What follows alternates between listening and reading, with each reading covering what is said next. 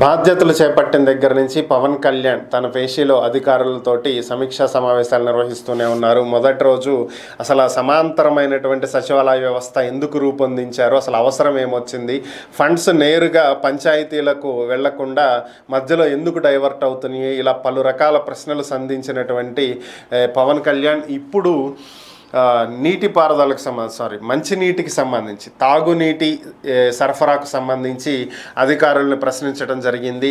రాష్ట్రంలో డయేరియా కేసులు పెరిగిపోతూ ఉన్నాయని, దీనికి కారణం స్వచ్ఛమైనటువంటి తాగునీరు అందకపోవటమేనని, కలుషిత నీరు అందుతున్నటువంటి నేపథ్యంలోనే డయేరియా కేసులు పెరుగుతున్నాయని, దీని మీద ఇప్పటి వరకు అధికారులు ఏం చర్యలు చేపట్టారు అంటూ ఆయన అధికారులను ప్రశ్నించడం జరిగింది. వెంటనే వీటి మీద చర్యలు తీసుకోవాలని చెప్పి ఆదేశించినటువంటి నేపథ్యంలో సిఎస్ నీరబ్ కుమార్ ప్రసాద్ వెంటనే అధికారులతోటి సమీక్షా సమావేశం నిర్వహించారు.